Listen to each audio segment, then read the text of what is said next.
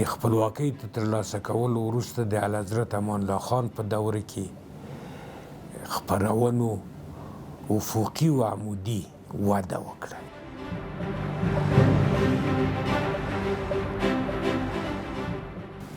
در وقت امیر ایوب الله کلکانی یعنی سقوط کامل بود.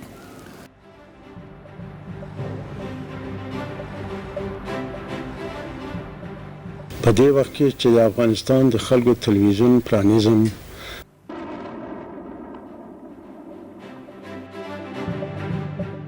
لونګۍ په سر کول، ګیره پرېښودل، دغه راز پروګرامونو ته راتګ. با وجود آمدن 260 رادیو استیشن در افغانستان در ظرف 20 سال گذشته این یک کار کلان است.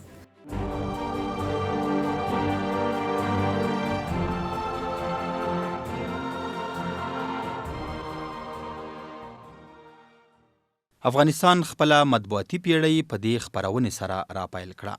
دا د سراج الاخبار ځایناستې شوه چې د نوي واکمن امان الله خان په نامه امان افغان نومول شوې وه. د نوي کال او پسرلي په اړه یو مطلب، کورني او بهرني خبرونه او دغه شان ګڼ نور مطالب په دې ګڼه کې ځای شوي وو. د رسنیو دا مزل د امیر شیر علي خان د واکمنۍ پر مهال له شمس النهار راپیل شو. سراج الاخبار لوړو پوړیو ته ورسوه او امان افغان پراختیا ورکړه. د امان افغان لومړۍ ګڼه د نوې پیړۍ په درشل کې ټیک 2 کاله وړاندې د 1298 لمریز کال د وري په 22 خپره شوه. مطالبو کې تشویق، ویښتیا او د وطن پالنې روحیه تر نور هر څه بره وه.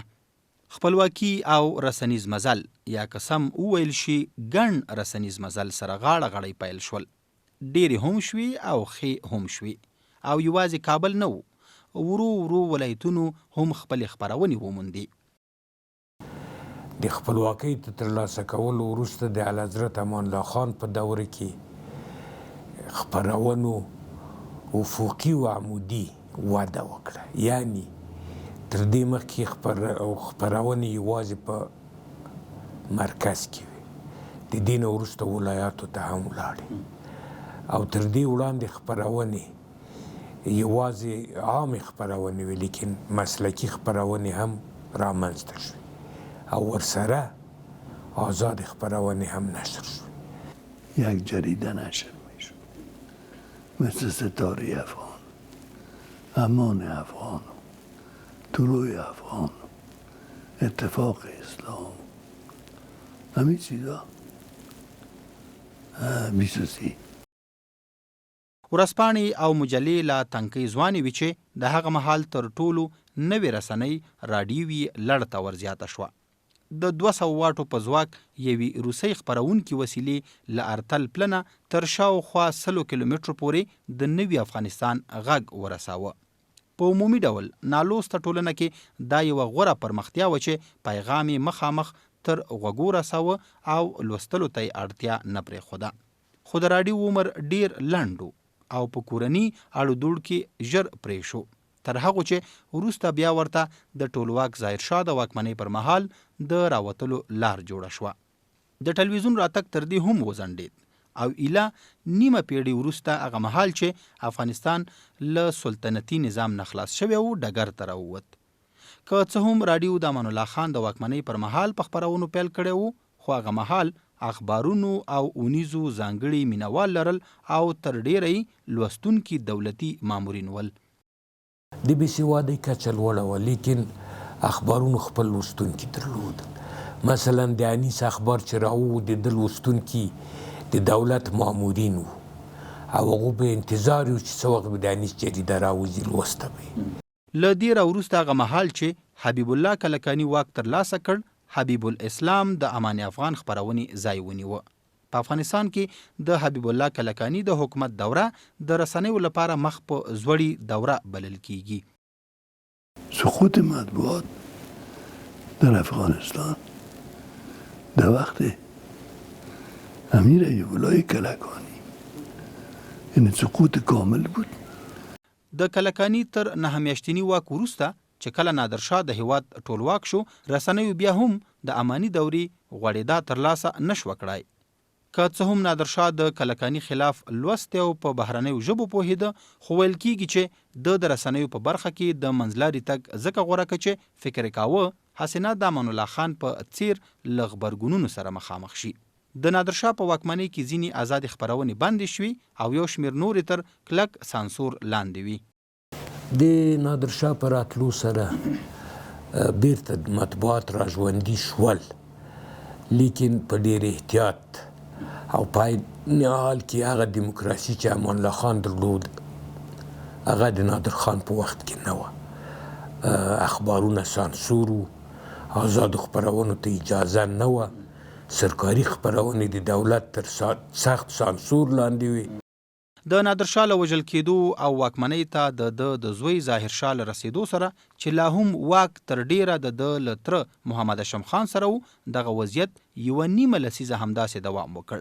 خو د هغه د بل تره شاه محمود خان د واک پر مهال رسنیو ته د پاملرنې نوی فصل پیل شو.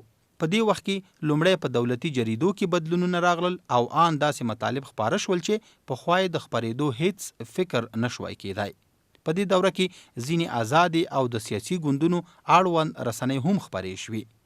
وطن، خلق، ولس او انګار هغه جریدې وې چې د خپلواکۍ، دیموکراسۍ، اقتصادي او اجتماعي پراختیا اړوند لیکنې پکې خپرېدې. برای بار اول قانون مطبوعات باز میشه که از آزادی بیان گپ میزنه که به اساس از او اولین روزنامه جریده که مبرای انگار است. د سردار محمد داود خان د صدراعظمۍ په دوره کې د رسنیو لپاره وضعیت یو وار بیا بدل شو. د څېړونکو په وینا داود خان نه غوښتل د دولت مخالفې سیاسي لیکنې په رسنیو کې خپرې شي. خو هغه مهال چې په 1442 لمریز کال کې داود خان د صدراعظمۍ له څوکۍ استعفا وکړه، یو ځل بیا د ظاهرشاه د واکمنۍ لاندې داسې دوره پیل شوه چې تاریخ لیکونکي د اساسي قانون د تصویب، بیان او رسنیو ازادۍ له درکه د دیموکراسۍ لسیزې په نوم یادوي. خو له یوې لسیزې وروسته هغه مهال چې په 1452 لمریز کال کې داود خان د سپینې کودتا په پایله کې له ظاهرشاه بشپړ واک واخیست، د بیان ازادي او د رسنیو فعالیت یو ځل بیا له سختو ننګونو سره مخ شو. په دې دوره کې د رسنیو ترلاسه شوې ازادي له منځه ولاړه، تر دې چې په 1450 کال کې پر داود خان د نور محمد ترکی په مشرۍ د ثور له کودتا وروسته د بیان ازادي لا محدوده شوه. تعمیر رادیو به زودی اشغال می گردد و حوالی از رادیوی کابل از خاتمه استبداد خاندان نادری خبر می دهد و داوود در حالی که زنده است خبر مرگ خود را از رادیو می شنود. په دې دوره کې یوازې د افغانستان ملي ټلویزیون رسمي خپرونې پیل کړي، خو نور هیڅ د پام وړ پرمختګ ونه شو. په دې وخت کې چې د افغانستان د خلکو ټلویزیون پرانیزم زما نظر د وطن هغه در بدرو او بېوزلو زیارایستونکو ته ورګرځي چې زموږ په وطن کې پیړۍ مادي نعمتونه حاصلول، مګر دوی په خپله له دې نعمتونو څخه بې برخې. تر ډیره رسنۍ د پخواني شوروي اتحاد تر مستقیم کنټرول لاندې وي او د خلق او پرچم واکمن ګوند چارواکو د رسنیو ازادي سلب کړې وه. لیکن کله چې کمونیستي دوره راغله په هغو کې اخبارونه مطلق په کمونیستي روحیه نشریدل. زما یاد د قیام حق یوه دیني مجله وه، په هغو کې هم دوی کمونیستي مطالب خپرول. نه په دې ترتیب دوی غوښتل چې یو په یو د افغانستان ټول خلک د روس په فکر کړي او وروسته یې ورواړي. له دې وروسته د مجاهدینو په دوره کې افغانستان تر ډیره په کورنیو جګړو بوخت او دولتي رسنۍ تر ډیره د حاکمې ډلې تر واک لاندې وي. د دې تر څنګ نورو تنظیمونو هم رسنۍ درلودي چې د دوی په ګټه به تبلیغات کول. مجاهدین که آمد ما اولین دفعه حداقل در تاریخ نیم قرن اخیر شاهد رسانه های غیر حکومتی حزبی و خصوصی بودیم. مثلا آقای احمد شاه مسعود خدا رحمتشان کنه بالایسار را جور کرد، بالایسار و کابل را افتنامهش را. این افتنامه بود که مسعود در بدنی حکومت بود ولی این هفته‌نامه باعث شد که شازدافیر یا کاردار سفارت افغانستان در هند همو فسادش برملا شود و او به سارنوالی معرفی شود. داشتیم مثلا از یک طرف که دیگر رادیوی کابل نبود به او شکلی که زمان حکومت دکتر نجیب بود و این یک نقص بود، ولی از یک طرف دیگر رسانه‌های منتقد جور شده بود. تلویزیون آقای حکمتیار در جنوب کابل، خب دولت انتقاد میکرد و هر کس هم میشونید. د طالبانو د تحریک په دوره کې تر ډیره دولتي رسنۍ د حاکم نظام په خدمت کې وي. په دې وخت کې له شریعت غږ راډیو او یو شمیر دولتي چاپی رسنیو پرته نور څه نه وو. د طالبانو د تحریک په ګټه ویل شوی ترانې، نعتونه، حمدونه د لیکونو له لارې د خلکو اسلامي پوښتنو ته ځوابونه ویل د شریعت غږ راډیو د خپرونو منځپانګه وه.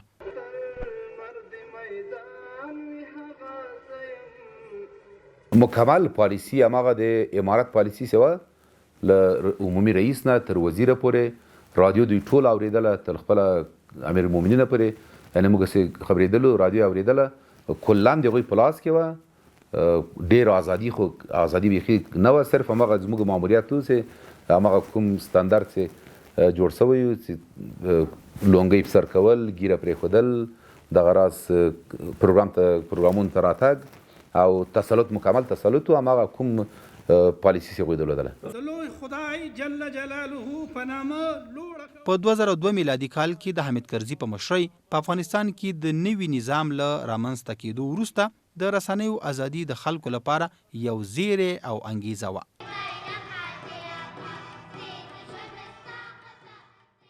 خلکو چې ډیر وخت په جګړو او تیارو کې تیر کړی وو د ډیموکراسۍ راتګ ورته الهام بخښونکی و او په دې دوره کې زیات شمیر خپلواکې رسنۍ رامنځته شوې. خو د رسنیو یو شمیر کارکوونکي او ځینې پخواني افغان چارواکي باور لري چې په دې دوره کې رسنیو د کیمیت په لحاظ پرمختګ وکړو، خو د کیفیت له اړخه ستونزې موجودې وي. حکومت په شروع د بیان د ازادۍ په ډیره غیر مسئولانه او په یو نوع انارشیک شکل باندې وکړ او د دنیا په هیڅ ځای کې د بیان ازادي په دغسې شکل چې هیڅ اصول او ضوابط پکې مراعات نشي هغسې نه وي. ناآزادې رسنۍ داسې فعالیت کړي چې هیڅ نوع اصول او ضوابط مراعات نه کړي. نو که شروع د موقت دورې نه ما کړی وای، ما مسئولیت د اطلاعات و فرهنگ درلوده، ما با په متفاوت شکل کړی و. کاری که در افغانستان صورت گرفته نظر شود، من فکر میکنم کار زیادی شده. مثلا خود با وجود آمدن 260 رادیو استیشن در افغانستان در ظرف 20 سال گذشته، این یک کار کلان است.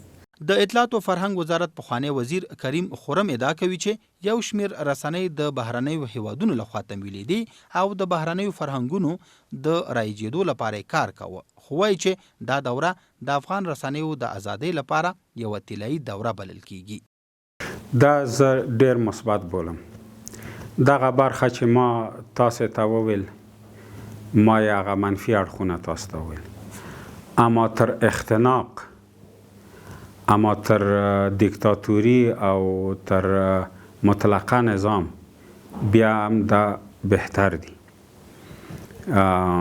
او په مجموع کې په افغانستان کې د رسنیو او آزادو رسنیو او د فکر د بیان لپاره ډیر کار وشو.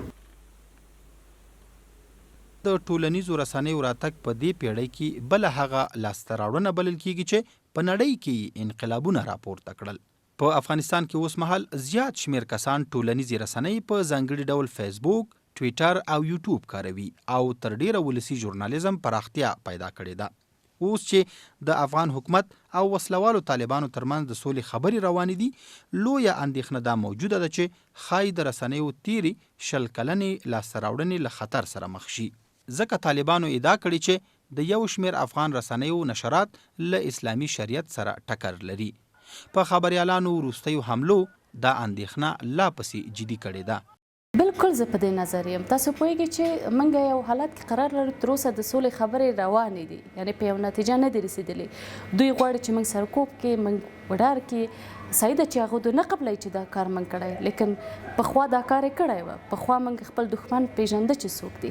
د دې لپاره دوی حتی موږ ته اجازه ورنکړه چې په هغه کنفرانس کې موږ لاړ شو او خبر تیار کړو، خبر جوړ کړو. نو په 100% کې موږ اندېښنه لرو او زه مطمئنه یم که سوله وشي اوس په دغه وضعیت کې چې موږ قرار لرو، په دغه وضعیت کې موږ نشو کار کولی. تیر ته که ګورو دا تشویش شته دی، موجود دی چې دا حق موږ د لاسه ورنکړو.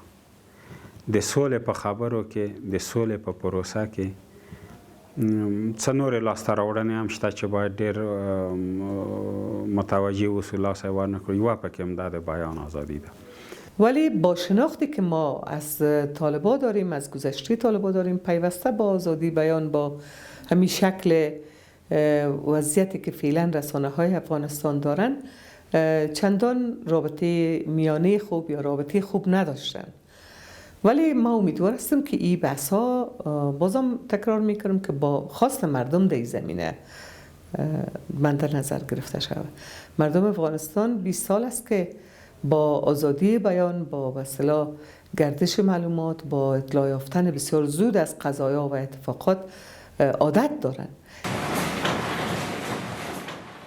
د معلوماتو له مخې دا وخت په افغانستان کې له 1500 ډېرې چاپي، غږیزې او ټلویزیوني رسنۍ فعالې دي او افغان حکومت ویلي چې د هیواد د قوانینو او نړیوالو تړونونو پر بنسټ د بیان او د رسنیو د ازادۍ درناوی کوي او پرې به نږدي چې په دې برخه کې لاسته راوړنې قرباني شي.